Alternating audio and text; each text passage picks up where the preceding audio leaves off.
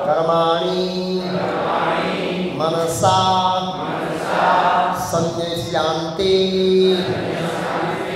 सुखं वसी नवद्वारे पुरे देहि नेव कुर्वन्न कार्येण सर्वकर्माणि मनसा संन्यस्यन्ते सुखं वसी नवद्वारे पुरे देहि नेव कुर्वन् कार्यं सर्वकर्माणि मनसा संन्यस्यन्ते सुखं वसी नवद्वारे पुरे देहि नेव कुर्वन् कार्यं सर्वकर्माणि मनसा संन्यस्यन्ते सुखं वसी नवद्वारे पुरे देहि नेव कुर्वन् कार्यं बोलिए सर्वकर्माणि मनसा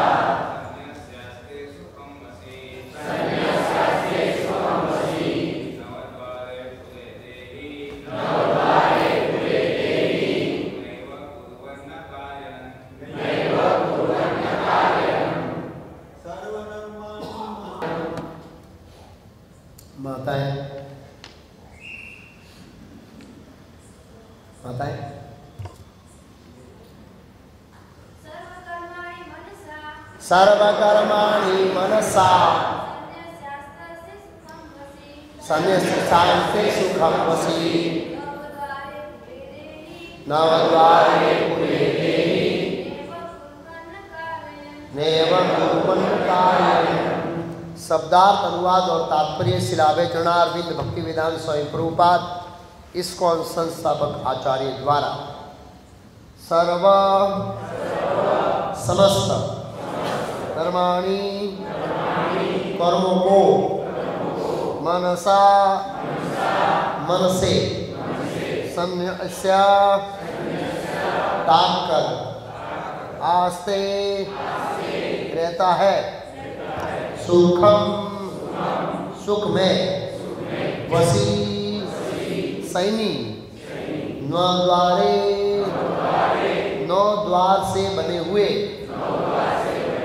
पूरे घर में देही देवान आत्मा न नहीं एवा निश्चय ही कुर्वना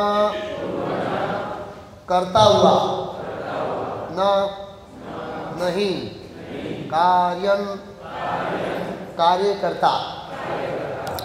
अनुवाद, जब देहधारी जीवात्मा अपनी प्रकृति को वश में कर लेता है और मन से समस्त कर्मों का परित्याग कर देता है तब वह नौ द्वार वाले नगर अर्थात भौतिक शरीर में बिना कुछ किए कराए सुखपूर्वक रहता है।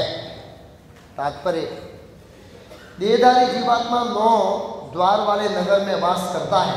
शरीर तथा नगर रूपी शरीर के कार्य प्राकृतिक गुणों द्वारा स्वतः संपन्न होते हैं।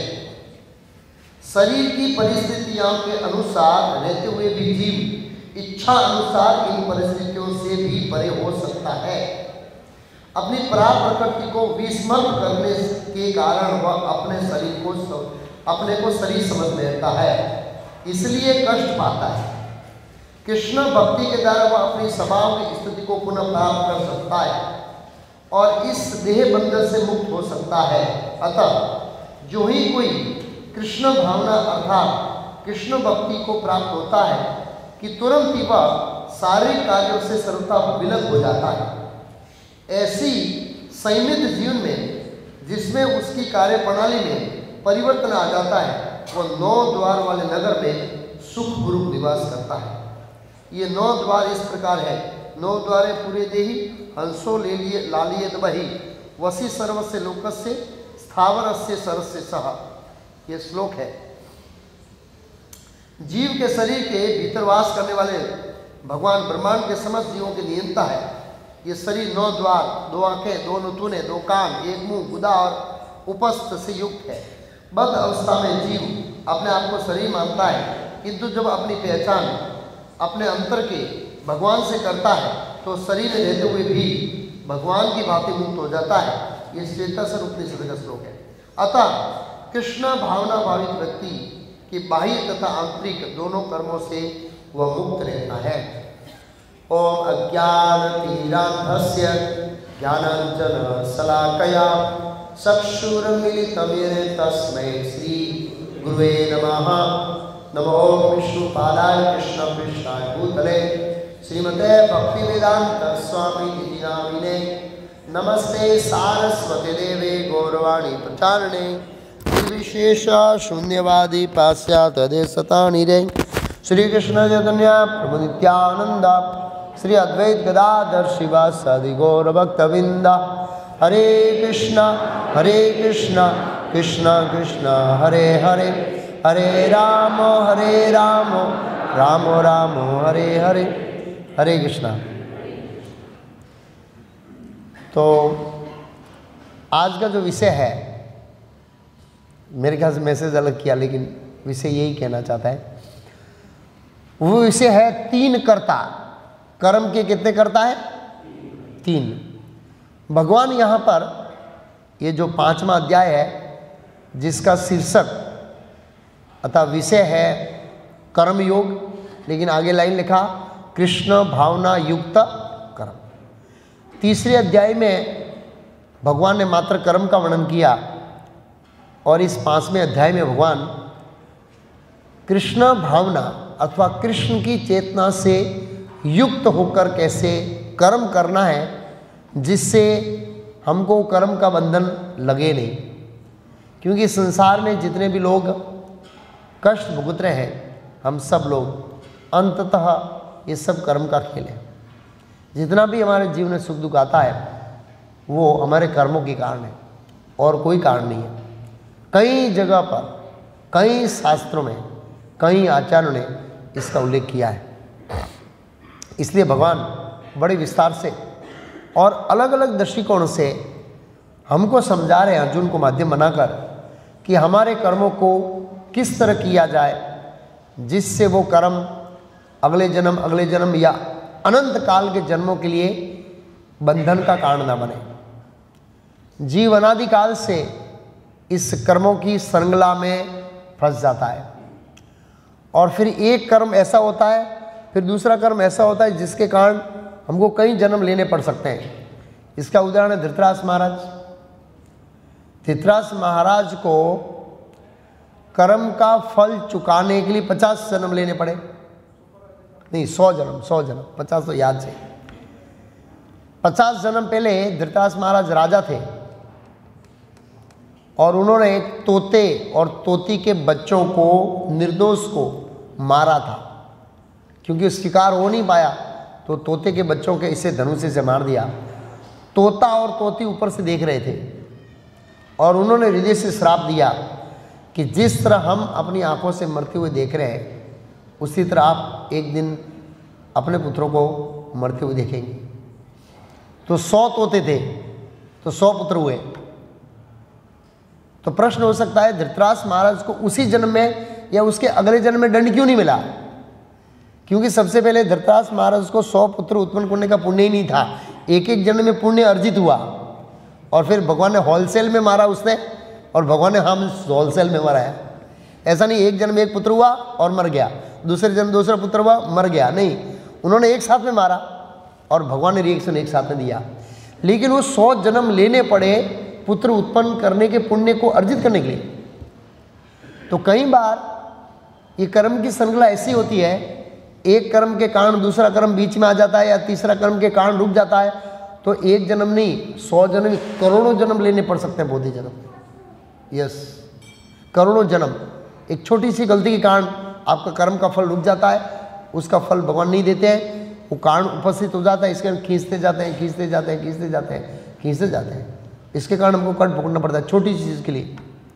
तो कहने का मतलब है भगवान इसलिए हमारे कर्मों को किस तरह बरकाया जाए अलग अलग एंगल से समझा रहे हैं। जैसे भगवद गीता के दूसरे अध्याय में भगवान ने आत्मा को अलग अलग दृष्टिकोण से समझाया कि हम समझ सकते हैं कि हम शरीर नहीं आत्मा है।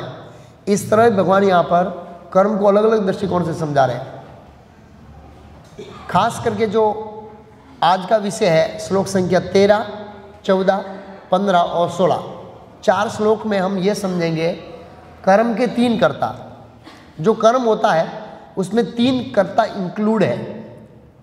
अगर हम उन 3 कर्ताओं के बारे में जान लेंगे और उस चेतना में कर्म करेंगे तो हमको बंधन नहीं लगेगा। तो 3 कर्ता कौन है वो हम समझेंगे। तो यहाँ 3 फोटो दिया है, कोई बता सकता है 3 कर्ता के बारे में?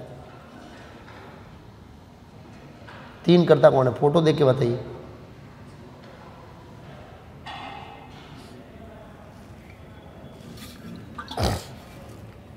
थोड़ा बुद्धि लगाइए, कौन बताएगा? हाँ, कोई धीरे से बोला, थोड़ा जोर से बोलिए।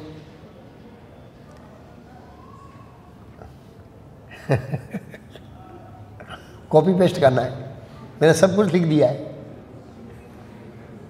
कहाँ लिखा है? हाँ, यहाँ लिखा है। मैं तो फोटो पूछ के, फोटो बता के आपको गुमराह करना चाहता था। मैंने लिख दिया इधर। 3 कर्ता है और तीनों 3 लाइन में है। बताइए पहला कौन है? मतलब जीव। जीव कर्ता कैसे हुआ आज के श्लोक में आएगा। दूसरा कर्ता कौन है? भौतिक प्रकृति। और तीसरा कर्ता कौन है? भगवान कैसे करता हुआ? ये जो भौतिक प्रकृति है ये दुर्गा देवी है साक्षात, और विष्णु भगवान उनको आदेश दे रहे हैं कि आप सर्जन कीजिए। सृष्टि स्तुति प्रलय साधन शक्ति रेखा छाये व्यस्य भुवनानि विभूति दुर्गा। ये बहिरंग शक्ति है भगवान की। जो शिव जी की पत्नी है वो विष्णु भगवान कृष्ण भगवान की बहिरंग शक्ति है। याद रखिए, किसकी शक्ति है? बहिरंग शक्ति बोलते हैं भगवान की 3 शक्ति। एक अतरंगा शक्ति जिसका नाम है श्रीमती राधा रानी, दूसरा तटस्थ शक्ति हम, और तीसरा बहिरंग शक्ति जिसका साक्षात स्वरूप कौन है? दुर्गा देवी, जो शिव जी की पत्नी है। सृष्टि स्थिति प्रलय शक्ति साधन एका छाये व्यस्य भुवनानि विभूति दुर्गा, जो दुर्गा के नाम से जानी जाती है वो बहिरंग शक्ति है। इच्छानुरूपम, इच्छानुरूपम मतलब भगवान विष्णु और कृष्ण के आदेश के अनुसार वो कार्य करती है। जब भगवान आदेश देते हैं हे देवी अब आप अपना सर्जन आरंभ कीजिए, तब दुर्गा देवी सर्जन करती है। याद रखिए, भगवद गीता में भी भगवान ने बताया। क्या बताया भगवान ने भगवद गीता में? प्रकृते मया अध्यक्षेण प्रकृति सूयते सचरारम हेतु नानेन कौन्ते जगत रिपरिवर्तते। मया अध्यक्ष, अंडर माई सुपरविजन, मेरे मार्गदर्शन में प्रकृति काम करती है। तो दुर्गा देवी स्वतंत्र नहीं है, ये सृष्टि स्वतंत्र नहीं है। ये किसके अंतर्गत काम करती है? भगवान विष्णु के आदेश। जब भगवान योग निद्रा में सोते हैं और ग्लांस डालते हैं रमा देवी जो अदृश्य रूप में होती है, तो उसमें से दुर्गा देवी प्रकट होती है। और दुर्गा देवी फिर आगे सृष्टि का कर्म शिव जी के साथ मिलन होकर ये प्रोसेस होता है। लंबा विषय श्रीमद् भागवत के 3रे स्कंद में इसका बताया। तो आज का विषय है कर्म के 3 कर्ता। कितने कर्ता? अगर हम 3 कर्ताओं का ज्ञान प्राप्त कर लेंगे तो हमें कर्म का रिएक्शन नहीं आएगा। हम नहीं करते हैं कुछ, ये तीनों मिलकर होता है और रिएक्शन हमको आता है। ऐसा क्यों है? वो तोते के बच्चों को मारा धृतराष्ट्र ने। धृतराष्ट्र नहीं मारा, मतलब धृतराष्ट्र की आत्मा ने नहीं मारा। आज के श्लोक में बताऊंगा मैं, और अगले श्लोक में बताऊं। आत्मा तो कुछ करता ही नहीं, भगवद गीता में बताया भगवान। तो रिएक्शन हमको क्यों मिलता है? वो इसलिए मिलता है, आज के श्लोक में आएगा, अज्ञान, अज्ञान के कारण। तो कर्म के 3 कर्ता। पहला कर्ता हम है। मैं श्लोकों में बताऊंगा लेकिन पहले थीम दे देता हूं तो समझ में आया। पहला कर्म हम क्यों है पता है? इच्छा करते हैं। क्या करते हैं हम लोग? इच्छा। उसको आगे समझेंगे, श्लोक में आएगा। हम इच्छा करते हैं। दूसरे कर्ता कौन है? भौतिक प्रकृति। वो हमारी इच्छाओं का वहन करती है, लेकिन वो इच्छाओं का तभी वहन करेगी जब परमात्मा हमारे इच्छाओं को क्या करेंगे, सेक्शन। मैं उसमें बताऊंगा, भगवान हमारी दोनों इच्छा पूरी करते हैं, बुरी भी करते हैं, अच्छी भी करते हैं। हम बुरी इच्छा करेंगे, बुरी करेंगे, उसका भी एग्जाम्पल है हमारे पास, और अच्छी इच्छा करेंगे वो भी पूरी करेंगे। उसको समझेंगे तात्पर्य के अंदर। इन 3-4 श्लोकों का प्रभुपाद जी ने तात्पर्य लिखा है, आप घर जाके पढ़ेंगे तो वंडरफुल तात्पर्य है, और एक एक पॉइंट को प्रभुपाद जी ने समझाया, जबरदस्त समझाया, हमको समझ में आ जाएगा। तो आज का विषय है 3 प्रकार के, कर्म के 3 कर्ता। जो कर्म होता है उसमें 3 कर्ता इंक्लूड है, जीव स्वतंत्र रूप से नहीं करता है। तीनों हम इच्छा करते हैं, प्रकृति हमारी इच्छाओं का वहन करती है, और इच्छाओं का वहन तभी करती है जब भगवान उसको आदेश देते हैं कि इसकी इच्छा पूरी करो। इस तरह से ये होता है। ओके, तो आज के श्लोक में जीव की स्थिति बताइए। किसकी स्थिति बताइए? 13वें श्लोक में जीव की स्थिति, 14वें श्लोक में प्रकृति की स्थिति, और 15वें श्लोक में परमात्मा ले भगवान की स्थिति, मतलब भगवान का रोल। इसमें जीव का रोल बताया है। क्या बताया? सर्वकर्माणि मनसा संन्यस्यास्ते सुखम वसी, 9 द्वारे पूरे देहि नेव कुर्वन् कार्येन। जब देहधारी जीवात्मा अपनी प्रकृति को वश में कर लेता है। कौन सी प्रकृति? ये जो अभी हमारा स्वभाव है, ये विकृत स्वभाव है, हमारा ओरिजिनल स्वभाव नहीं है। हमारा ओरिजिनल स्वभाव एकदम सौम्य, मृदु, नम्रता के साथ, इतना दिव्य गुणों से युक्त हमारा ओरिजिनल स्वभाव। अभी हमारा विकृत स्वभाव है जो 6 अनर्थों से ग्रस्त हो गया है, काम, क्रोध, मोह, लोभ, मत्सर के साथ ग्रस्त हो गया है। वो जब हम उस स्वभाव को वश में कर लेंगे, मन से समस्त कर्मों तक परित्याग कर देंगे, तब 9 द्वार, इस शरीर में कितने द्वार है? 9 द्वार वाले शरीर में सुखम वसी, सुख से रह सकते हैं। अभी हम इस शरीर में कंफर्ट नहीं है, हम इस शरीर में अनकंफर्ट फील कर रहे हैं। क्यों अनकंफर्ट फील करते? कब है? जब नाचने की बारी होती है तो हम पर्याप्त मात्रा में नाच नहीं खा जाते हैं। जब गाने की बारी आती है तो पर्याप्त मात्रा में गा नहीं सकते। सुनने की बारी आती है तो पर्याप्त मात्रा में सुन नहीं सकते। मतलब हमारी जो इच्छा है उनके अनुसार हम एक्शन नहीं कर सकते। हमारी जो अंदर इच्छा है कोई कार्य करने की, उसके अनुसार हम कर नहीं रहे, इसलिए अनकंफर्ट फील करते हैं। इस शरीर के अंदर सुखी नहीं है। तो ये 3 श्लोकों में ये समझाया जाएगा कि ज्ञान के बल पर व्यक्ति जब ये देखना शुरू कर देता है कि आत्मा कुछ नहीं करता है, सब कुछ कौन करता है? शरीर एक्शन करता है, और शरीर किसी के कंट्रोल में हो, शरीर फ्री नहीं है। किसके कंट्रोल में? अगला श्लोक आएगा। आत्मा कुछ नहीं करता है, आत्मा खाली इच्छा करता है, बस प्रैक्टिकल एक्शन आत्मा नहीं करता है। ये याद रखना, ऐसा हमें ज्ञान होना चाहिए। हमने इच्छा किया है, हम इच्छा करते हैं एक्चुअली ऐसे। 9 द्वार वाले। अच्छा, प्रभुपाद जी तात्पर्य में एक पॉइंट बहुत अच्छा बताया है। जीव की परिस्थितियों के अनुसार, जीव अब शरीर में जो भी परिस्थिति में है, उन परिस्थितियों में रहते हुए भी इच्छा अनुसार अपनी परिस्थितियों से परे हो सकता है। मान लो मेरी अभी कंडीशनिंग सही नहीं है, मानसिक दुख है, बौद्धिक त्रास है, ये सब कंडीशनिंग है, मैं फंसा हूँ अलग अलग तरीके से। समाज, मेंटल हेल्थ, वैश्विक स्थिति हम देखते हैं आजकल, युद्ध, हिंदू मुस्लिम बहुत सारा चल रहा है।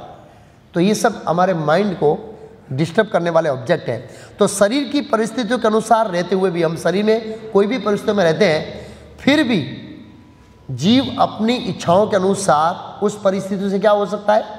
परे हो सकता है।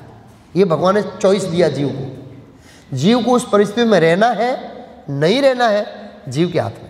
एक पॉइंट बहुत महत्वपूर्ण है। प्रभुपाद जी ने तात्पर्य में बताया कि जीव सफरिंग क्यों कर रहा है, दुख क्यों भोगता है। अपनी परा प्रकृति, अपरा प्रकृति, परा मीन्स सुपीरियर, अपरा मीन्स लोअर। अभी हम लोअर प्रकृति में हैं, हमारी स्वाभाविक परिस्थिति नहीं, हमारी सुपीरियर प्रकृति है जिसमें दिव्य शरीर है। जीव अपनी परा प्रकृति को भूलने के कारण अपने को शरीर समझ बैठता है, इसलिए वो समस्त कष्ट भुगतता है। हम लोग कष्ट इसलिए भुगते हैं कि अपना ओरिजिनल स्वभाव को भूल गए।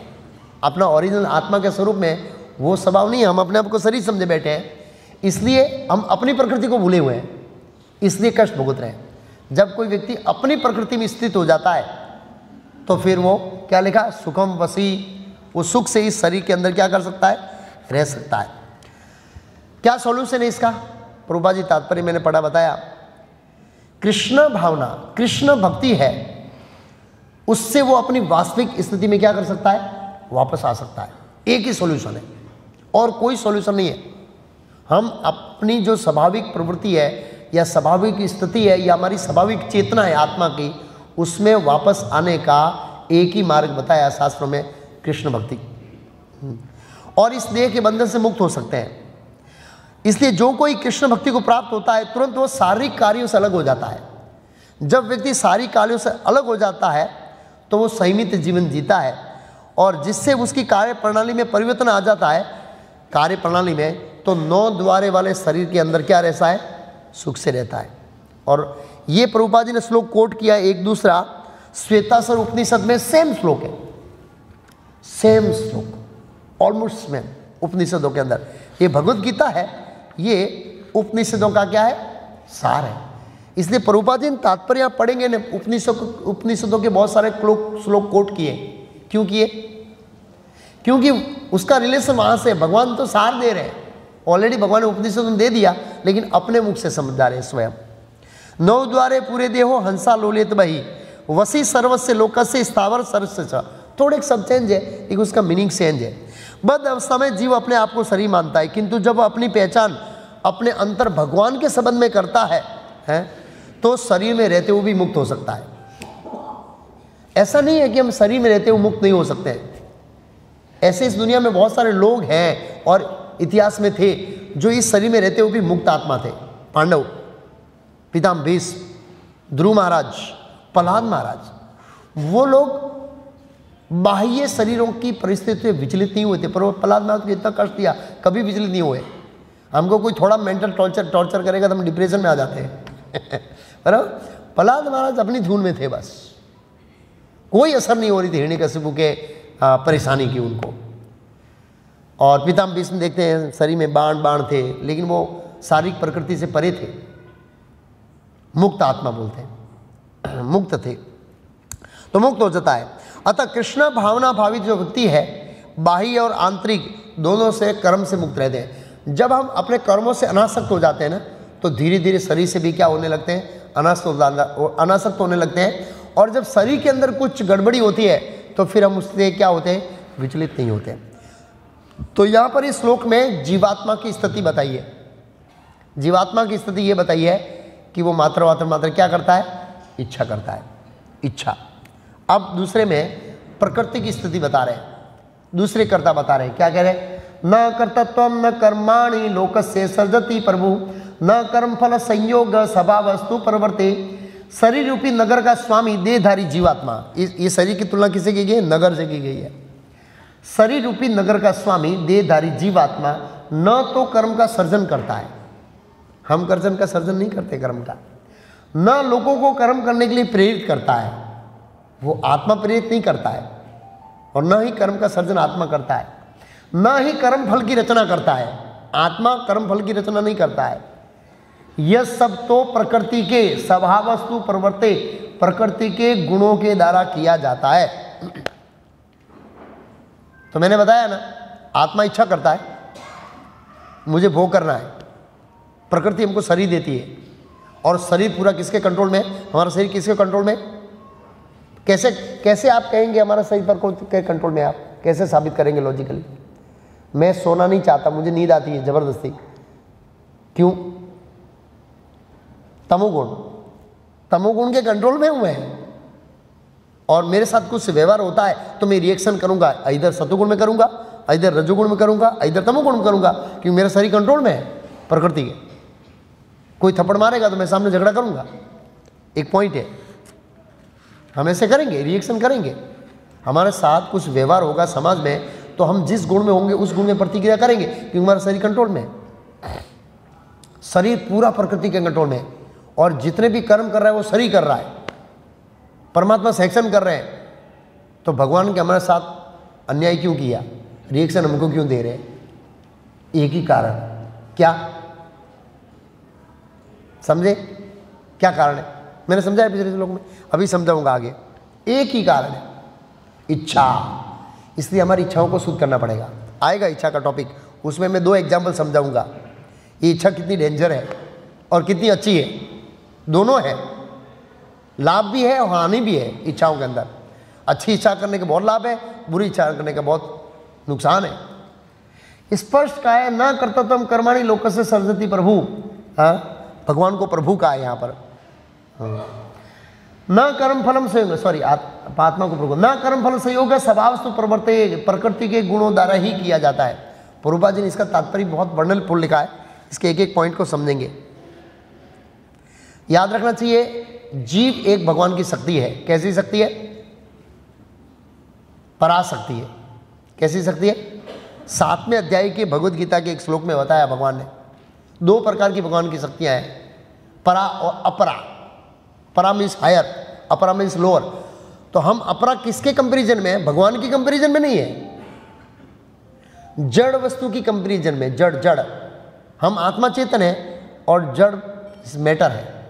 तो जड़ की कंपैरिजन में आत्मा हायर है, उसके परा का है, और वो अपरा लोअर का। परा मीन्स हायर, अपरा मीन्स लोअर, निचली शक्ति है, जड़ शक्ति, बहिरंग शक्ति। जीव परा शक्ति है भगवान की, ये बताया 7वें अध्याय में भगवान ने बताया, जो जड़ पदार्थ से अलग है। प्रभुपाद जी बता रहे हैं, इसमें अज्ञान ही हमारे दुखों का कारण है। संयोगवश परा प्रकृति या जीव अनादिकाल से प्रकृति के संपर्क में रहा है। हम अनादिकाल से ही भौतिक प्रकृति के संपर्क में। कोई बोले इस जगत में कब आया प्रभु जी, कौन सी डेट? कोई नहीं बता सकता डेट। हम इस भौतिक जगत में कब आए, शरीर धारण कब किया, इसका कोई रिकॉर्ड कोई साहित्य में नहीं है। कितना हिसाब रखेंगे बाबू? करोड़ों जीव है, करोड़ों जीव है, और हिसाब रखे तो फायदे क्या? एक चींटी है और उसका हिसाब रखने का क्या फायदा? करोड़ों करोड़ों जन्म में चींटी में घूम रही है, उसको तो पता नहीं लगेगा मैं कब आई। तो कई बार लोग जिज्ञासु होते हैं, जाते प्रभु हम कब आए? प्रभुपाद अनादिकाल। अनादिकाल मतलब वो डेट नहीं है। हाँ, अनादिकाल से हम अपरा प्रकृति के संपर्क में हैं। हम परा, लेकिन अपरा प्रकृति के, ये जड़ प्रकृति के संपर्क में आ गए हम लोग। जिस नाशवान शरीर या भौतिक आवास को वो प्राप्त करता है जीव, वह अनेक कर्मों और फलों का कारण है। ये शरीर हमारे अनेक कर्मों और उस कर्मों के फलों के कारण से मिलता आ रहा है। ऐसे बद्ध वातावरण में रहते हुए मनुष्य अपने आप को अज्ञानवश शरीर मानकर शरीर के कर्म फलों का भोग करता है। हम शरीर मानते हैं अपने आप को, और शरीर से कर्म करते हैं, उसका फल मिलता है, उसको भोग दे जाते हैं। फल, कर्म फल, कर्म उसका फल, कर्म उसका फल, इस तरह भोगता रहे। अनंत काल से उपार्जित ये अज्ञान, शारीरिक अज्ञान, मैं शरीर हूँ, अनंत काल से उपार्जित ये अज्ञान ही सुख दुख का क्या है? कारण है। हमारे सुख दुख का कारण अज्ञान में रहे। जो ही जीव शरीर के कार्यों से पृथक हो जाता है, अलग हो जाता है, क्यों ही वो कर्म बंधन से क्या हो जाता है? मुक्त। इसलिए हमको ये जो श्लोक संख्या 13, 14, 15 और 16, 4 श्लोक के अंदर जो टॉपिक है 3 कर्ता, तो 3 कर्ता में जानना चाहिए कि हे प्रभु, मैंने इस शरीर में भौतिक जगत में आने की इच्छा किया है, इसलिए मुझे आपने 3 इस शरीर में फिट कर दिया है, और इसमें मुझे भोक्ता बनने की इच्छा थी, तो आपने एक शरीर दिया, मैं संतुष्ट नहीं हुआ, प्रभु दूसरा शरीर दे दो। तीसरा, चौथा, पांचवा, छठा, एक के बाद एक इच्छा करते गए और परमात्मा देते गए, और फिर उनके कर्म की जो श्रृंखला है, गांठ है, वो बहुत कॉम्प्लिकेट हो गई, और फिर हम इसको भोगते हैं, अच्छा बुरा, अच्छा बुरा। ये जो जीव है वो स्वामी नहीं है। प्रभुपाद जी तात्पर्य में समझ आ रहे, वो स्वामी नहीं है। जब तक वह शरीर रूपी नगर में निवास करता है तब तक वह इसका स्वामी प्रतीत होता है। हम स्वामी प्रतीत होते हैं हम लोग इस शरीर का, लेकिन हम स्वामी नहीं है। हम न तो इसके स्वामी हैं, न कर्मों के स्वामी हैं, न फलों की नियंता है। हम क्या है? प्रभुपाद जी बोलते हैं हम भव सागर में रत, संघर्षरत एक प्राणी है जो समुद्र में क्या कर रहे हैं? स्ट्रगलिंग कर रहे हैं तैरने के लिए। और हम ऐसे ही कर रहे हैं ना, इस भव सागर में क्या कर रहे हैं? झोंका खा रहे हैं। एक झोंका आया तो स्वर्ग लोग, दूसरा झोंका आया नरक लोग, तीसरा झोंका आया भरूच, चौथा झोंका आया भोपाल, ऐसे, बराबर ना। कई बार लोग नौकरी लेते हैं और शिफ्ट हो जाते हैं, शिफ्ट हो जाते हैं, शिफ्ट हो जाते हैं, शिफ्ट हो जाते हैं। प्रकृति का झोंका, ये तो इस जगत में झोंका है, लेकिन मरने के बाद भी झोंका आता है, और हम लोग प्लैनेट्स ब्रह्मांड चेंज करते रहते हैं।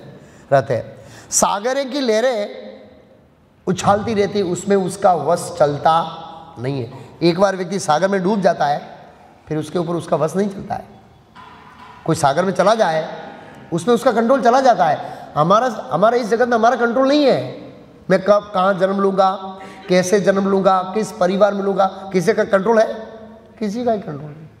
कौन सा शरीर लूँगा वो भी हमारा कंट्रोल नहीं है। हम खाली एक जीव है जो भव सागर में क्या कर रहे हैं? तैर रहे हैं। जैसे भगवान ने बताया, आ ब्रह्मा मुना लोका पुनरावर्ती अर्जुन मामू पेते तो कौनते पुनर्जन्म न विद्यते, पुनर्जन्म न विद्यते। तो हम ऊपर से नीचे, ऊपर नीचे अप डाउन कर रहे हैं, ऊपर नीचे। जैसे दहेज करते हैं रोज, ऐसे ब्रह्मा जी के एक दिन में हम करोड़ों जन्म करते हैं, अप डाउन, ऊपर से नीचे। आ ब्रह्मा भूना लोका पुनरावर्ती अर्जुन, ऐसे भेज भेज। तो प्रभुपाद जी कहते हैं ये जो भव सागर में हम लहरों के अंदर संघर्ष कर रहे हैं, उससे बाहर निकलने का एकमात्र सोल्यूशन है कृष्ण भक्ति। प्रभुपाद जी बोलते हैं हाँ, इसी के द्वारा समस्त अशांति से हमारी क्या हो सकती है? रक्षा हो सकती है। इसके कारण नेक्स्ट श्लोक, ये प्रकृति का रोल बताया। इसमें समझ में आया प्रकृति का रोल क्या है? क्या लिखा है? शरीर रूपी नगर का स्वामी देहधारी जीवात्मा। यहां शरीर की बात नहीं हो रही है, किसकी बात हो रही है? आत्मा की बात हो रही है, याद रखा है। शरीर रूपी नगर का स्वामी देहधारी, देह और देहधारी, देह धारण किसने किया है? आत्मा ने किया है। भाई मैंने वस्त्र धारण किया है, आप समझे। ऐसे ही आत्मा ने, मैंने देह धारण किया, इसलिए मैं आत्मा के रूप में देहधारी हूं, ये समझिए। देहधारी जीवात्मा न तो कर्म फल का सर्जन करता है, आत्मा कर्म का सर्जन नहीं करता है, शरीर करता है। और शरीर किसके वश में? प्रकृति के वश में। ओके। ना लोगों को कर्म करने के लिए प्रेरित करता है, आत्मा कर्म करने के लिए प्रेरित नहीं करता, जो करता है शरीर करता है। और ना ही कर्म फल की, जो कर्म फल बनता है वो भी आत्मा नहीं बनाता है, वो भी शरीर बनाता है। यह सब तो प्रकृति के गुणों द्वारा ही किया जाता है। अब प्रश्न होता है, सब प्रकृति करती है, बराबर? क्या प्रकृति स्वतंत्र है? ना, प्रकृति स्वतंत्र नहीं है। भगवत गीता में भगवान ने क्या बताया? मया अध्यक्षेण, अंडर माई सुपरविजन। और आज का श्लोक भी आएगा।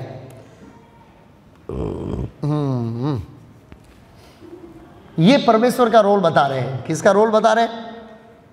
परमेश्वर भगवान का क्या रोल है? नादते कच्चित्तम पापम न चैव सुकृतम विभु अज्ञानेन आवर्तम ज्ञानम तेन मुह्यन्ति जन्तवः। परमेश्वर न तो किसी के पापों को ग्रहण करता है न पुण्य को, किंतु सारे देहधारी जीव उस अज्ञान के कारण मोहग्रस्त होते रहते हैं, जो उनके वास्तविक ज्ञान को क्या किए रहता है? आच्छादित। इसको बड़े ध्यान से समझेंगे। एक्चुअली ऐसे, अगर कोई व्यक्ति ज्ञानवान है, ये तीनों श्लोक अगर कनेक्शन में लेंगे, जिसके पास ज्ञान है वो ये देख सकता है कि शरीर के अंदर आत्मा के रूप में मैं बैठा हूँ, इच्छा कर रहा हूँ, प्रकृति मेरे शरीर को कंट्रोल कर रही है, जो भगवान के मार्गदर्शन में प्रकृति काम कर रही है। और अल्टीमेट मेरे कर्मों का कंट्रोल प्रकृति और भगवान के हाथ में। लेकिन मेरे अंदर स्वतंत्रता है क्या? एक ही मेरे पास स्वतंत्रता है, खाली क्या? इच्छा। और कोई स्वतंत्रता नहीं है शरीर के अंदर मेरी, और मैं कुछ बदलाव नहीं ला सकता हूं प्रैक्टिकल। इच्छा का एक ही रोल है। इसको बड़े गंभीरता से, बहुत डेप्थ से समझना पड़ेगा इन इच्छाओं को, तब समझ में आएगा। जब मैं इस्कॉन में आया, नया था, मैंने एक भक्त को प्रश्न पूछा, भाई यार कहते हैं भगवान तो बहुत दयालु है, इतने जीव ये सब घूम रहे हैं, इनको उठा क्यों लेते हैं? बोला किसी को आने की इच्छा नहीं है। बोले ऐसे कैसे हो सकता है? या दुख भोग रहे? बोला दुख भोग रहे फिर क्या आने की इच्छा नहीं? मैं बोले ऐसे नहीं हो सकता, मैं आपके प्रश्न से संतुष्ट नहीं हूँ। एक भक्त से पूछा, दो भक्त से पूछा, तीन भक्त से पूछा, चार से पूछा, एक ही जवाब। बोले यार कुछ गड़बड़ है। मैंने एक भक्त को गंभीर पूछा, प्रभु ये अभी इतने साल हो गए इस्कॉन में, ये मेरा कॉन्सेप्ट क्लियर नहीं हुआ। भगवान दयालु है, कृष्ण बहुत दयालु है, शास्त्र वर्णन है, तो हम सबको उठा क्यों नहीं लेते? बोला इच्छा नहीं है। बोला यार ये तो जवाब समझे कैसे मिला है? बोला प्रभु ये काम करो, आप अच्छी साधना करो और अंदर झांक कर देखो, आपके अंदर इच्छा है, मान लो कृष्ण आ जाए, चलो तुम जाओगे? तो मैंने फिर अपने आप मनन चिंतन किया, बात तो सही, अंदर इच्छा नहीं कहीं कुछ जाने की, यहाँ क्या प्रॉब्लम है? यहाँ भी प्रचार तो कर रहे हैं ना, भक्ति कर रहे हैं, 16 माला हो रही, भक्ति तो हो रही है, और मृत्यु के बाद यमराज के पास तो जाएंगे नहीं, बराबर ना, क्योंकि इतना कृष्ण के नाम लिया तो वो तो सेफ जोन चला गया है, और दूसरे जन्म में भी लेक्चर ही देंगे क्या पौड़ों में, भगवत धाम जाने की इच्छा नहीं। एक बार ऐसा हुआ, हाँ, एक बार एक भागवत कथाकार भागवत कथा कर रहा था, और उसने कहा कि जो लोग कथा को ध्यान से सुनेंगे अंत में विमान आएगा। तो सब लोग ध्यान से सुन रहे थे। एकदम जवान लड़का ऐसे देखता है, आया तो नहीं, ऐसे है। पूछा जी तू ऐसे क्यों देख रहा है, ध्यान से क्यों नहीं सुन रहा है? मुझे भगवान धाम नहीं जाना है भाई। बोला क्यों? अरे भाई अभी तो विवाह करना है, संसार को देखना है, एंजॉय करना है, ये सब करने के बाद 50 के बाद जाएंगे। तो अगर गहराई से देखा जाए तो हम भगवत धाम जाना नहीं चाहते, अंदर से इसी मटेरियल वर्ल्ड में रहना चाहते हैं, ये इच्छा के बारे में। ओके, एक प्रश्न हो सकता है कि भगवान इस श्लोक के अनुसार ये कहना चाहते हैं कि भगवान सेक्शन करते हैं, भगवान कार्य करते हैं ना, जीव को इच्छाओं की पूर्ति के लिए सब कार्य करते हैं व्यवस्था, तो क्या भगवान को रिएक्शन नहीं आता है? नहीं, क्योंकि भगवान खाली सेक्शन करते हैं हमारी इच्छाओं को, वो भी जब हमने किया है तब। याद रखिए, हमने इच्छा किया है तब सेक्शन कर रहे हैं। भगवान हमारी इच्छाओं के ऊपर जबरदस्ती बलवती नहीं कर रहे।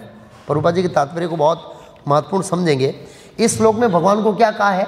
विभु। विभु मीन्स महान, और जीवात्मा हम क्या है? अणु।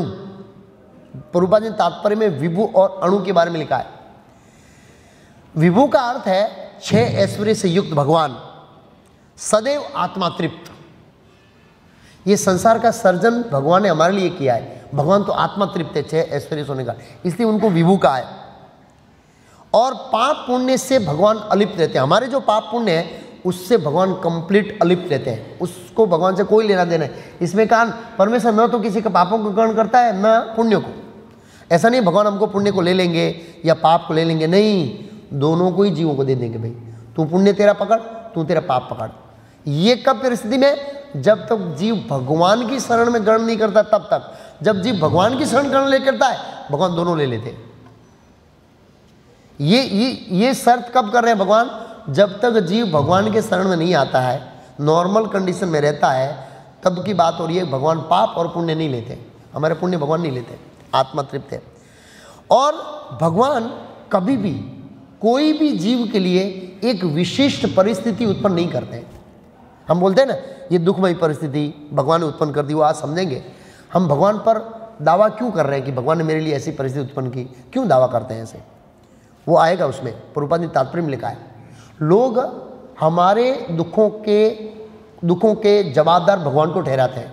क्यों ठहराते हैं? प्रभुपाद जी श्लोक के तात्पर्य में लिखा है, भगवान किसी भी जीव के लिए बुरी परिस्थिति उत्पन्न करने की इच्छा नहीं रखते हैं। जब अर्जुन ने भगवद गीता के प्रथम अध्याय में कहा, निमितानि शक्नोषि विप्रतानि केशव, हे केशव, मैं जो घर से सोच रहा था उससे ये परिस्थिति विपरीत है। हे माधव, हे मधुसूदन, आप मेरे जीवन में ऐसा दुर्भाग्य क्यों ला रहे हैं, ऐसी परिस्थिति उत्पन्न करके? प्रभुपाद जी तात्पर्य में लिखते हैं कि भगवान कृष्ण माधव मीन्स अर्जुन संबोधित कर रहा है लक्ष्मीपति, माधव का मतलब लक्ष्मीपति, सौभाग्य देवी के पति। तो भगवान किसी भी जीव में दुर्भाग्य नहीं लाना चाहते हैं, और अपने भक्त के लिए तो कभी भी दुर्भाग्य नहीं लाना चाहते। तो यहाँ पर लिखा है प्रभुपाद तात्पर्य में कि परमात्मा किसी भी जीव और भगवान किसी भी जीव की विशिष्ट परिस्थिति उत्पन्न नहीं करते हैं। किसी की तू पुण्य कर्म कर, ऐसी परिस्थिति उत्पन्न नहीं करते हैं। तू पाप कर दे चल, ऐसी परिस्थिति भगवान उत्पन्न नहीं करते। वो हम करते हैं। कैसे करते हैं आगे आएगा। ओके, ये विभू का अर्थ बताया प्रभुपाद जी। अणु के बताया, जीव अज्ञान से मोहित होकर जीवन की ऐसी परिस्थिति की कामना करता है, इसलिए भगवान ऐसी परिस्थिति की उत्पत्ति करते हैं। आप समझे? जीव एक परिस्थिति की कामना करता है कि मुझे ऐसी परिस्थिति चाहिए, मुझे अच्छी परिस्थिति चाहिए। आप बोले हम सब अच्छी परिस्थिति कामना करते हैं, हम बुरी तो कामना करते ही नहीं, तो बुरी आती क्यों है? लेकिन हम अच्छी परिस्थिति कामना करते हैं, वो कामना गलत रीति से करते हैं, उसके रिएक्शन से वो बुरी परिस्थिति बनती है। अब मेरा पॉइंट समझे?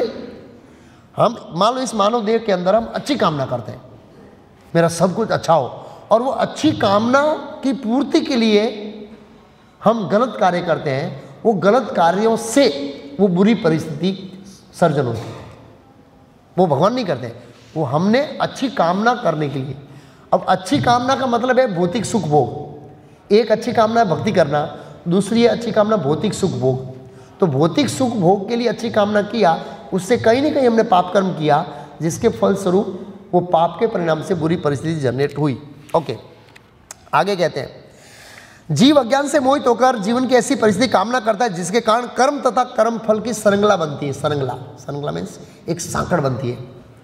हाँ, फिर आगे कहते हैं, जीव का परा प्रकृति के कारण ज्ञान में जीव पूर्ण है। जीव परा प्रकृति में स्थित जब होता है तो ज्ञान से पूर्ण लेता है। हाँ, तो भी वह अपनी सीमित शक्ति के कारण अज्ञान से वशीभूत हो जाता है। हम तटस्थ शक्ति है, मैंने बताया तटस्थ, ये बहिरंग शक्ति, ये अतरंग शक्ति राधारानी, बहिरंग शक्ति दुर्गा देवी, हम तटस्थ है। हम दोनों में से इन दोनों माताओं के अंडर में कोई भी जगह रह सकता है। ऊपर राधारानी के अंडर में हम लोग बहिरंग अतरंग शक्ति के साथ साथ मूर्तिमान स्वरूप, और इधर दुर्गा देवी जो बहिरंग शक्ति। लेकिन हमारा स्वभाव, हम अणु हैं, इसलिए हमारे अंदर एक वलन है, गुजराती में वलन या एक वृत्ति है कि हम अज्ञान से क्या होते हैं, मोहग्रस्त हो जाते हैं। ये हमारा एक स्वभाव है, इसलिए गिरने का चांस रहता है। जैसे एक कोयला होता है, जब तक अग्नि के संपर्क में रहता है वो क्या करता है, चमकता है। जैसे ही बाहर हो जाता है वो बुझ जाता है, काला हो जाता है। ऐसे हम काले हो जाए, क्यों काले हो गए, क्योंकि हम भगवान से दूर हो गए। जैसे ही हम भगवान अग्नि के संपर्क में जाएंगे हम तेजस्वी हो जाएंगे। यस, ये देखा जाता है। प्रभुपाद जी कहते हैं जीवात्मा में इच्छा करने की शक्ति है, किंतु ऐसी इच्छा की पूर्ति सर्वशक्तिमान भगवान द्वारा होती है। हमारी कोई भी इच्छा हम अपने स्वतंत्र रूप से नहीं कर सकते। हम इच्छा कर सकते हैं अच्छी और बुरी। अतः जब जीव अपनी इच्छाओं से मोहग्रस्त हो जाता है तो भगवान उसको इच्छा करने का मौका देते हैं। कोई बुरा करना चाहता है, मौका, अच्छा करना चाहता है, मौका, भगवान मौका देते हैं। यस, और जब जीव आगे आएगा, जब जीव भगवान को प्राप्त करने का मौका करते हैं तो लिखा भगवान टेंशन में आ जाते हैं, चिंता करते हैं। लिखा है भगवान प्रभुपाद जाते हैं, चिंता, क्यों चिंता करते हैं, समझते आगे। ओके, इच्छा करने की जीव में शक्ति है, हम इच्छा को शुद्ध कर सकते हैं। मैं इच्छाओं का 2 एग्जाम्पल दूंगा। अच्छी इच्छा करेंगे तो क्या होगा, बुरा इच्छा करेंगे क्या होगा। बुरी इच्छा का उदाहरण है पूतना। पूतना जब बलि महाराज के बहन के शरीर में थी, वो आत्मा, पूतना की आत्मा, तब उन्होंने 2 इच्छा किया था। कैसी इच्छा किया था, 2 इच्छा एक साथ है। कई बार हम एक शरीर में ऐसी ऐसी इच्छाएं कर देते हैं कॉम्प्लिकेट, जिसको पूरा करना भगवान को भी सोचना पड़ेगा, इसको कैसे पूरा करूं। तो उसने 2 इच्छा किया गया। पहला इच्छा क्या किया पूतना ने, कि मेरा दूध पिए। कौन, वामन भगवान जब आए, बड़े सुंदर छोटे बालक थे, उनकी इच्छा हुई बालक बहुत अच्छा है, अगर ऐसा मेरा बालक होता दूध पिलाती। लेकिन जब बलि महाराज के सबको ले गया तो इच्छा बदल गई। हमारी ऐसी इच्छा होती है, विद इन दिस सेकंड में इच्छा बदल जाती है। तो इच्छा क्या बदली, इसको तो छाती पे जहर लगाकर मार देती दूध पिलाने के बहाने। भगवान ने बोला नोट डाउन, दोनों को नोट डाउन कर दिया। और बलि महाराज पिछले मनमंत्र में हुए, एक मनमंत्र की आयु 72 चतुर्युग है। आप इतनी इच्छा पूरी करने के लिए, अब भगवान का दूसरा अवतार होना ही नहीं था, तो भगवान उसकी इच्छा पूर्ति कैसे करेंगे, बोल दिए। इसी बालक की बात हो रही है, इसी बालक में भगवान की बात हो रही है। भगवान को ही दूध पिलाना है और भगवान को दूध पिला के मारने का प्रयास करना है। अब वामन भगवान की बात में सीधा कृष्ण का अवतार हो, नरसिंह देव में तो ऐसा हो नहीं सकता है। नरसिंह देव में तो दूध पिला नहीं सकते। वो लक्ष्मी जी नजीक नहीं जाएंगे, दूध क्या पिलाएंगे, वो बच्चे थोड़े ही है, वो तो पहले से ही मैच्योर प्रकट हुए हैं। तो कहने का मतलब कृष्ण अवतार में ही संभव हो सका। तब तक पूतना को क्या लेने पड़े, जन्म के बाद जन्म के बाद जन्म के बाद जन्म का, कितना जन्म लिया होगा पूतना पता है, करोड़ों करोड़ों। ये बुरा इच्छा करने का फल है। लेकिन भगवान ने कृपा किया, भगवान ने पहली इच्छा को माने रखा, दूध, बोला तेरा हमेशा दूध पीऊंगा जा, और पी रहे अभी दूध कृष्ण। पूतना के शरीर में जो आत्मा थी उसका दूध पी रहे हैं कृष्ण। कहां पी रहे, कहां पी रहे, नहीं पता।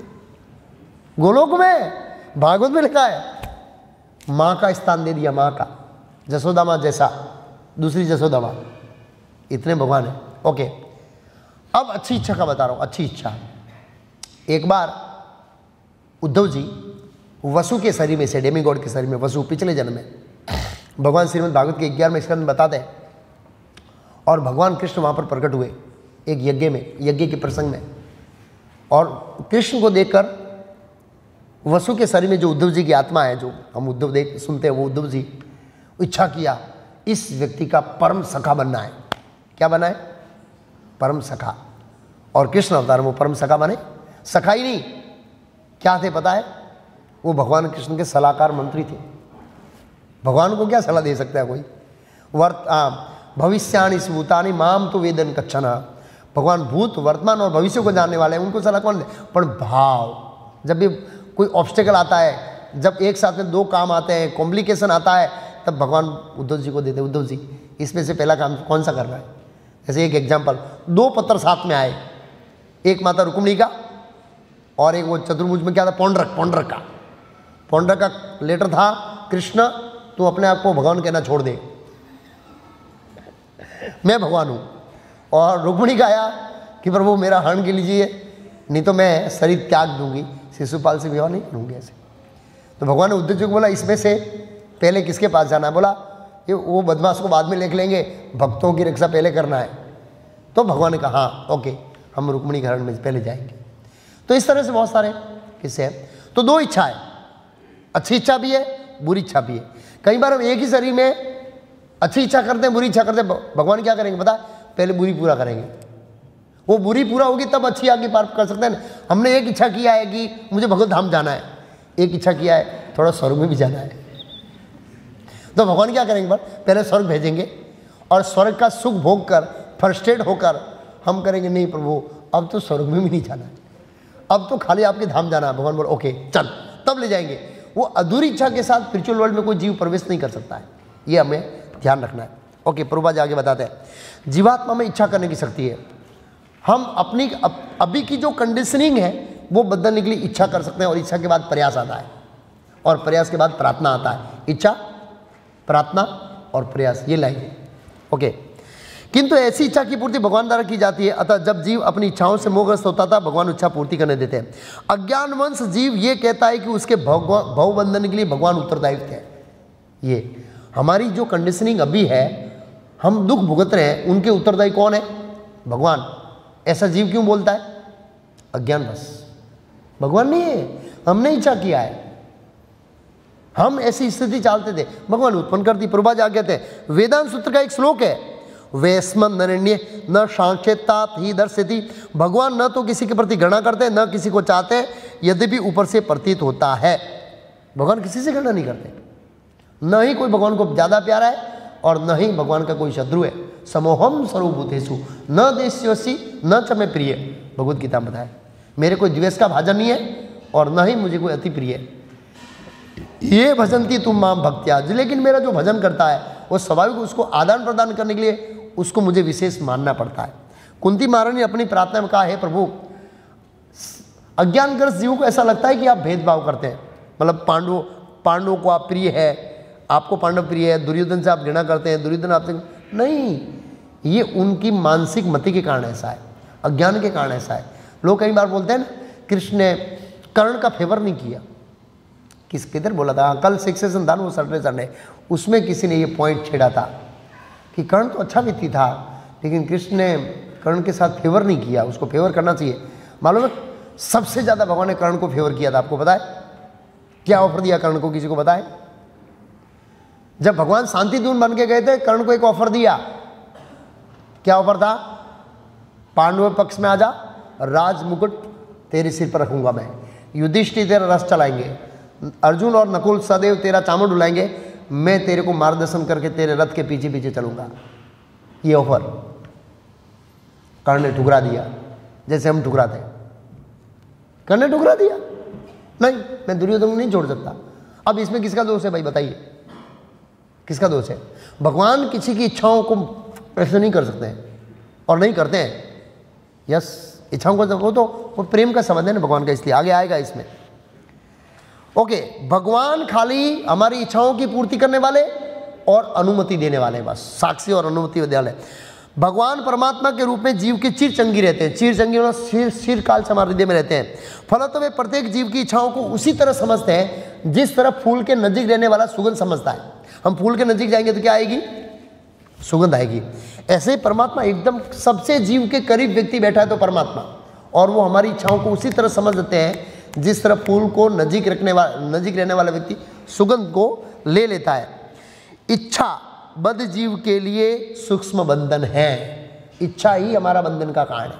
इच्छाओं को शुद्ध करना है। पर वो आगे कहते हैं प्रभात, भगवान मनुष्य की योग्यता के अनुसार उसकी इच्छा पूरी करते हैं। योग्यता होनी चाहिए, हमारी जैसी योग्यता है ऐसी ही इच्छाओं की पूर्ति करते। अगर हमारी योग्यता नहीं है तो पूर्ति नहीं करेंगे। आपने छोसी होत नहीं प्रभु छोसी तत्काल, मतलब वो कहते मैन प्रपोज गॉड डिस्पोज। आदमी प्लान बनाता है लेकिन उसकी योजना नहीं है और लायकात नहीं है तो भगवान उस प्लान को मिटा देते हैं। अतः अपनी इच्छाओं को पूरा करने में सर्वशक्तिमान नहीं होता जीव, किंतु भगवान हमारी इच्छाओं को क्या कर सकते हैं? पूरी कर सकते हैं। भगवान ही करते हैं। आगे ओके, भगवान सभी के प्रति समोहम सर्वभूतेषु है। जब जीव अपनी इच्छाओं से मोहग्रस्त होता है तो भगवान उसको इच्छा पूर्ति करने का मौका देते हैं, और उस मौके से जीव कर्म करता है, उससे परिस्थितियां अच्छी बुरी उत्पन्न होती है, उसके उत्तरदायी भगवान नहीं है, उसके उत्तरदायी नहीं है। हाँ? वे निष्पक्ष होने के कारण स्वतंत्र अणुजीवों की इच्छाओं में व्यवधान नहीं डालते। भगवान हमारी इच्छाओं के अंदर इंटरफेयर नहीं करते। क्यों? जीव की स्वतंत्रता, प्रेम में स्वतंत्रता होगी वही स्वतंत्रता है। अगर प्रेम के अंदर स्वतंत्रता नहीं है तो प्रेम नहीं है। जबरदस्ती किसी को प्रेम थोड़ी होता है। इसलिए भगवान को प्रेम करने के लिए स्वतंत्र चाहिए, और भगवान चाहते हैं कि आप स्वतंत्र रूप से मुझे प्रेम करें, स्वाभाविक रूप से। किंतु जब कोई कृष्ण की इच्छा करता है तो भगवान उसकी विशेष चिंता करते हैं। प्रभुपाद ने कहा क्या करते हैं? चिंता। क्या चिंता करते हैं? कि इसको मुझ तक कैसे लाया जाए, अब उसको मुझ तक लाया कैसे जाए। प्रभुपाद अगले, और उसे इस प्रकार प्रोत्साहित करते हैं कि भगवान को प्राप्त करने की इच्छा उसकी पूरी हो और वो सदैव सुखी रहे। जीव इच्छा करता है मुझे पाप करना है, भगवान ओके प्लेटफॉर्म खोलेंगे पाप का। जीव इच्छा करता है मुझे पुण्य करके स्वर्ग जाना है, भगवान व्यवस्था करेंगे। जीव इच्छा करता है मुझे भक्ति करना है, परमात्मा कैसे ही उसको कहीं पर पहुंच जाते हैं। कहीं ना कहीं हमने इच्छा किया था, इसलिए अभी हम भक्ति में बैठे हैं। मैं अपने जीवन में देखता हूं कि जो मैंने कई बार बताया, मेरा घर है, अभी तो रोड हो गया, लेकिन 96 में जब मैं राजस्थान से आया तब मेरे घर में रोड नहीं था। मैं रोज़ स्कूल में 5 किलोमीटर तो चल के स्कूल जाता था रोज़ 5 किलोमीटर जाना 5 किलोमीटर आना ऐसे, और वहाँ तक तो इसको पहुँच ही नहीं सकता है, सपने में भी मैंने कभी सोचा। लेकिन कहीं इच्छा किया होगा तो भगवान ने घूमते घूमते घूमते घूमते घूमते गुजरात में लाके ये कृष्ण भाव ने मेरे से भगवान ने छोड़ दिया। तो कहीं नहीं इच्छा किया होगा हमने। तो अगर हम इच्छा करेंगे तो भगवान प्रभुपाद बोले चिंता करते हैं हमारी। क्या करते हैं? चिंता। और उसे इस प्रकार प्रोत्साहित करते हैं। प्रोत्साहित करने वाले भगवान ऐसे साक्षात्कार करते हैं, साक्षात्कार। कल एक परीन पटेल थे, एडवोकेट है, हमारे भक्त हैं अंकलेश्वर से, बता रहे थे साक्षात्कार। बोला भगवान ने मुझे कई बार इंडिकेशन देते हैं साक्षात्कार। साक्षात्कार ऐसा था कि उनको अगले दिन वो बद्री का आश्रम जा रहे थे वहाँ 4 धाम में, और उसको लगा कुछ बुरी घटना होने वाली है कल। बस ऐसे सोच रहे थे, अपनी वाइफ को भी बताया कल बुरी घटना होने वाली, कुछ मुझे अंदर परमात्मा कुछ ऐसा नहीं है, कुछ ऐसा संदेश दे रहे हैं। और हुआ क्या, ड्राइवर को हार्ट अटैक आ गया चालू गाड़ी में। एक तरफ खाई है, एक तरफ लाइट का खंभा है। अब हुआ क्या, वो हार्ट अटैक आया, उसमें वो ट्रैफिक था और गाड़ी बहुत स्लो थी, और दूसरे गाड़ी का ड्राइवर उसने खाया नहीं था, तो बोला साथ में हम आगे खाएंगे, इसलिए उसके पीछे ही बैठा। उसने तुरंत स्टीयरिंग कंट्रोल कर लिया, नहीं तो खाई में चली जाती।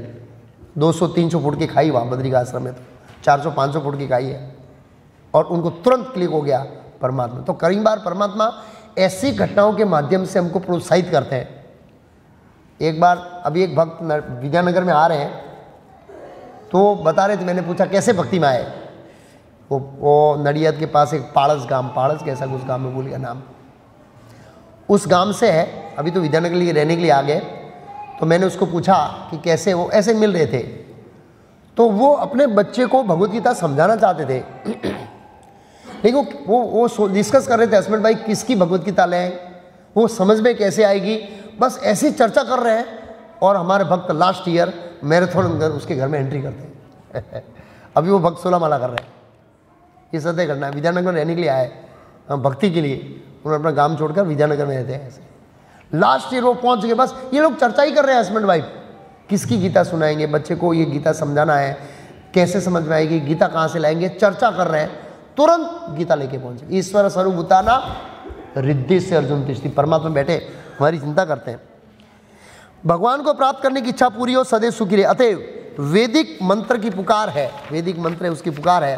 कहते हैं एक श्लोक है यहाँ पर, एस साधु कर्म क्यार्ति तमोभ्य लोके भय उन्नीतो य एस एव साधु कर्म क्याति निहिते। भगवान जीवों के शुभ कर्मों के लिए प्रवृत्त करते हैं जिससे ऊपर उठे, और जीव इच्छा करता है मुझे बुरे कर्म करते हैं तो भगवान बुरे कर्मों से, ये श्लोक है वेदांत सूत्र का, कि जीव इच्छा करता है मुझे बुरे कर्म करना, भगवान व्यवस्था करते हैं। जीव इच्छा करता है कि अच्छा कर्म करना है, भगवान व्यवस्था करते हैं। जीव इच्छा करता है मुझे भक्ति करना है, भगवान अरेंज करते हैं, भगवान चिंता करते हैं। ऐसे ईश्वर कट कोतिकीसो उपनिषद का ये श्लोक है। जीव अपने सुख तथा दुख में पूर्णतः आश्रित है, परमेश्वर की इच्छा से वह स्वर्ग जाता है, नरक जाता है। जिस तरह वायु के प्रेरित बादल जाते हैं, वायु किसको प्रेरणा देती है, बादल से धकल देती है, ऐसे ही जीव अपनी इच्छा और परमात्मा के बल से इधर उधर जाता है।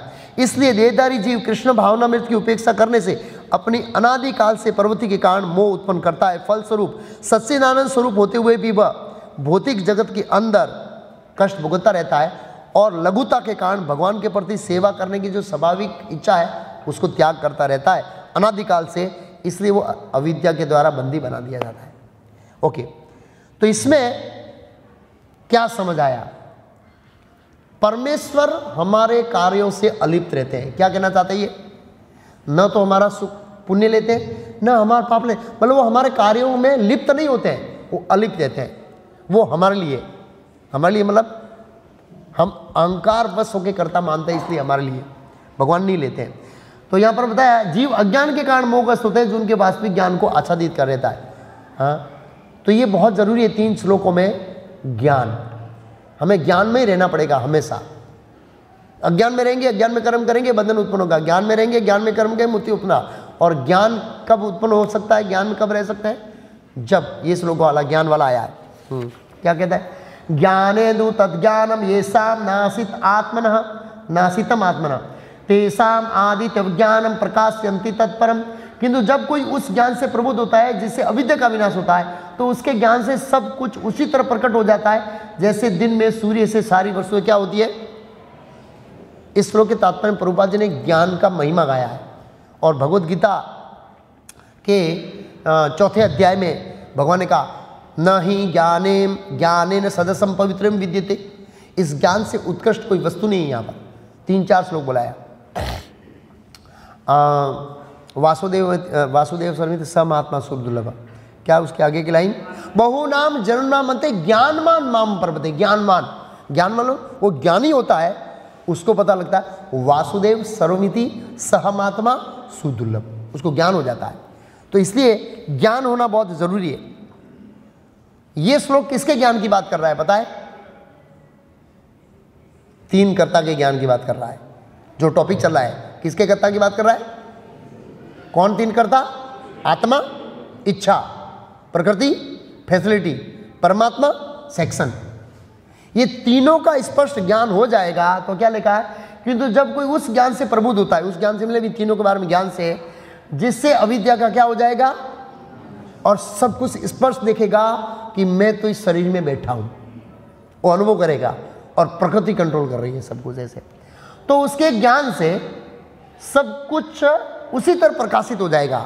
हम एहसास कर सकेंगे, साक्षात करें। किस तरह प्रकाशित हो जाए? जैसे दिन में सूर्य उगता तो हम हर चीज को क्या देखते हैं? स्पष्ट, हर चीज को स्पष्ट देखते हैं। ऐसे ही जब हमें ज्ञान हो जाएगा तो हम हमारे कर्मों को, हमारी स्वयं की स्थिति को, परमात्मा को, समस्त जीवों को, समस्त जगतों को सब कुछ स्पष्ट देख सकते हैं। जैसे सूर्य की उपस्थिति में हर चीज स्पष्ट दिखती है। नहीं तो अंधेरे के रात में झोंका खाते जाएंगे, देखेगा नहीं किधर जा रहे हैं, कहाँ पर रास्ता मिलेगा नहीं। इसलिए ज्ञान अर्जित करने के लिए हमें क्या करना चाहिए? भगवद गीता और खास करके श्रीमद् भागवतम। श्रीमद् भागवतम है वो बहुत महत्वपूर्ण ग्रंथ है वैदिक साहित्य का। भगवान कृष्ण धर्म ज्ञान आदि विषा अधुनोति उदित, अधुनोति मीन्स उदित, सूर्य के समान उदित हुआ है भगवान कृष्ण के जाने के बाद। तो नित्यम भागवतम सेव्या भक्तिर उत्तम श्लोके भक्तिर भक्ति नैष्टिकी। प्रभुपाद जी ने ज्ञान को दो भागों में विभाजित किया है। दो भाग मतलब क्या है, एक तो अपने शरीर और आत्मा को जानना, और दूसरा ये भी ज्ञान का पाठ बताया कि हम कभी परमात्मा नहीं बन सकते। ये भी प्रभुपाद जी ने लिखा है यहाँ पर दो। और दो प्रकार का मोह बताया प्रभुपाद जी श्लोक के तात्पर्य में। एक प्रकार का मोह बताया, कौन सा मोह का नाश होगा, हम अपने आप को क्या समझ रहे हैं, शरीर, ये नाश हो जाएगा। और फिर दूसरा ज्ञान का क्या है, हम समझेंगे कि हम भगवान के क्या है, अंश है। ये दो प्रकार के, अभी हमको पता नहीं हम भगवान के अंश है, हम तो समझ फलाना भाई का लड़का हूँ, फलाना भाई का लड़का हूँ, फलाना भाई का पत्नी हूँ, पुत्र हूँ इत्यादि, इसके साथ हम लोग कनेक्शनिंग कर रहे हैं। लेकिन जब हमारे दो प्रकार के ज्ञान का, दो श्रेणी के ज्ञान का नाश हो जाएगा, दो श्रेणी मतलब हम श्रेणी आत्मा है और साथ साथ में भगवान के अंश है। अब इस चेतना के अंदर जब हम कर्म करेंगे तो वो कोई भी किसी भी प्रकार का कर्म का फल हमको लगेगा नहीं, वो बंधन नहीं डालेगा। तो आज अल्टीमेट जो हम समझे, हाँ, तीन प्रकार के कर्ता के बारे में समझे, और तीन प्रकार के कर्ता का जब ज्ञान होता है तो फिर वो कर्म का बंधन हमें बांध नहीं सकता है। तो आज के सत्र में सबसे पहले हमारे इच्छाओं का शुद्धिकरण करना पड़ेगा। हम रातों रात अच्छी इच्छाओं को नहीं कर सकते, इच्छाओं को बदलेंगे तब जब क्या होगा, हृदय का शुद्धिकरण। तब स्वाभाविक हमारी इच्छा बदलेगी कि हम भगवान की ओर उन्मुख होना चाहते हैं, भगवत धाम जाना चाहते हैं। और इच्छा, हृदय का शुद्धिकरण होगा, इच्छा हृदय के शुद्धिकरण के ऊपर निर्भर करेगी। और हृदय का शुद्धिकरण किससे होगा, हरे कृष्णा कृष्णा कृष्णा हरे हरे, हरे राम राम राम हरे। ऐसा हम देखते हैं भक्तों के संग में रहते हैं। मैं अपना था, जब इस्कॉन में शुरुआत में नया नया आया तो फिल्म में बहुत अटैचमेंट था, फिल्म देखने जाता था। लेकिन आज तो मैं एक काम करता हूँ, शाम को सेवा करूँगा, आज तो ये करूँगा। ऐसे धीरे धीरे धीरे धीरे भौतिक आसक्तियाँ क्या होती, छूटती गई। मैं अपने को आया, क्योंकि हृदय शुद्धिकरण हो रहा है। तो जैसे हमारा हृदय शुद्धिकरण होगा, हम स्वाभाविक रूप से आध्यात्मिक प्रवृत्तियों में जुड़ेंगे। हम देखते कई बार ऐसे भक्त होते हैं जो भौतिक दुनिया में होते हैं, दूसरे काम करते हैं। हमारे एक बंगाली प्रभु है, सीधा जैसे ही होता है छुट्टी, एक दिन आधा दिन मंदिर में आ जाता है, सेवा करते हैं। क्यों? क्यों? भक्तों के संग में रह के अब उसका हृदय शुद्धिकरण हो रहा है, तो उसकी सेवा की, उसकी इच्छा बढ़ रही है, मैं सेवा करूँ, तो भगवान उसको प्लेटफॉर्म दे रहे हैं। एक एग्जाम्पल, हमने इच्छा किया, इच्छा कब किया, जब हृदय शुद्ध हुआ। पहले तो नहीं किया हमने इच्छा, भक्तों के संग में आए, नाम जब किया, सुना, तब इच्छा शुद्ध हुआ ना। इच्छा शुद्ध हुआ तो भगवान की सेवा में लगने की इच्छा हुई, भगवान की सेवा में लगने की इच्छा हुई, तो फिर भगवान ने मौका दिया भगवान ने हमको। तो कहने का मतलब है, इच्छाओं को शुद्धिकरण शास्त्र के ज्ञान से और पैरेलली हरे कृष्ण महामंत्र से होगा। तो इसलिए हम इसके ऊपर बहुत जोर दे रहे हैं। अगर गलत इच्छा हो गई तो पूतना के जैसे करोड़ों जन्मों तक यहाँ रहना पड़ेगा और उद्धव की तरह हो गई तो भगवान के संगी बन जाएंगे अगले जन्म में ही। उद्धव जी ने मेहनत किया, भगवान ने प्लेटफॉर्म दिया। इच्छा है लेकिन मेहनत करना पड़ेगा, और मेहनत करने के भगवान सपोर्ट करेंगे। प्रभुपाद का भगवान प्रोत्साहित करते हैं, ऐसा इन्वायरमेंट करते हैं कि जिससे जीव उत्साहित हो और भक्ति करे। हरे कृष्ण। अनाउंसमेंट।